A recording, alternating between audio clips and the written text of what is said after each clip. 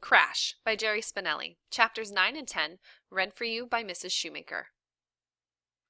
Chapter 9. Now. September 8th.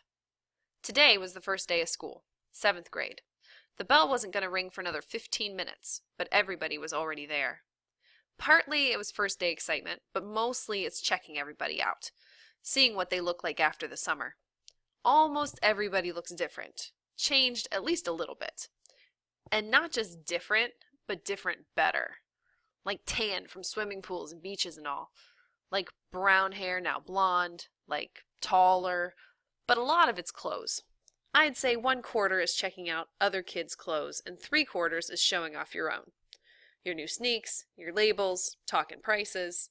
It was like, hey man, check this. Cheapo man, check this.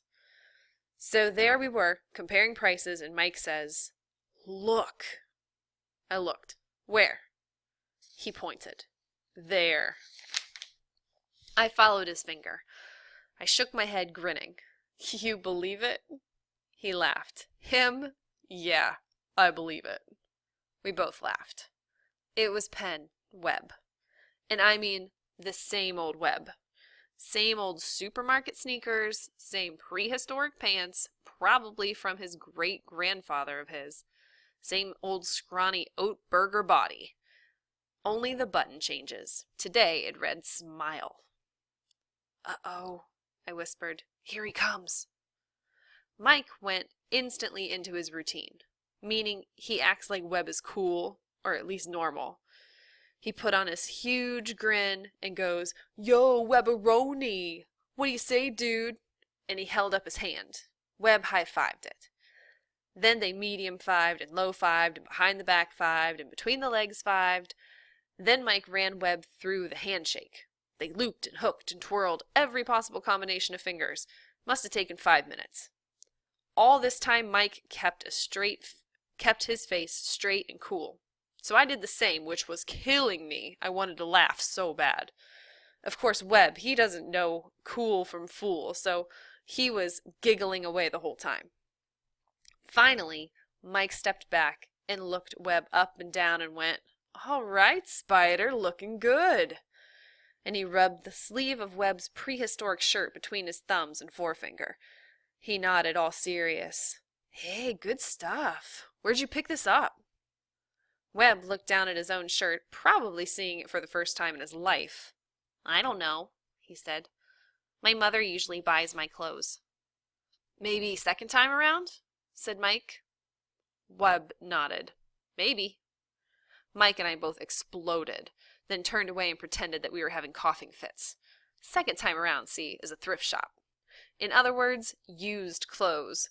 Me and Mike, we'd come to school in our underwear before we'd wear something from second time around. We never turned back to Webb because our eyes landed on someone else. We looked at her, we looked at each other, and we both said the same thing.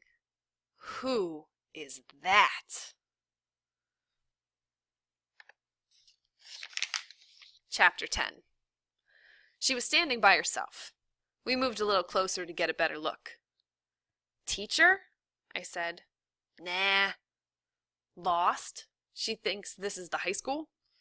"No, she's got to be one of us." Which was hard to believe, but not impossible. Every once in a while a girl will come back from summer vacation and she's not just a little different, a little better. She's like, whoa. There's a girl in college now who is still a legend around here. On the first day of school, her homeroom teacher refused to believe she was who she said she was. She got sent to the principal's office. The principal, the secretary, the nurse, and the janitor, none of them believed her. She had no ID. She wasn't allowed into class until her mother brought in a birth certificate to prove who she was. So we stood there thinking of girls from last year and trying to imagine how they would look if they went, whoa. Mike suggested, Andrea Tarpley? "No way," I said. "She doesn't look anything like Andrea." He punched my arm. "That's the point. If it is her, she won't be looking like Andrea anymore." I studied her some more. Absolutely not. We went through other names. Rita Mazzelli? Julie Stein. Michelle Pratt? "Hold it," I said. I made my hands like a telescope and peered through it. It's Michelle. Mike made his own telescope. I don't think so. Look, she's all by herself. It was Michelle. She'd be with her friends. Even they don't know it's her, I said. I'm going over. Going over? What are you gonna do? I don't know. Say hello? I started over, Mike trailing, whispering, You ain't interested in girls yet. I just got interested. She was standing sideways to me as I moved in. She kept staring straight ahead. She was beautiful. I came right up to her and made the first move of my life.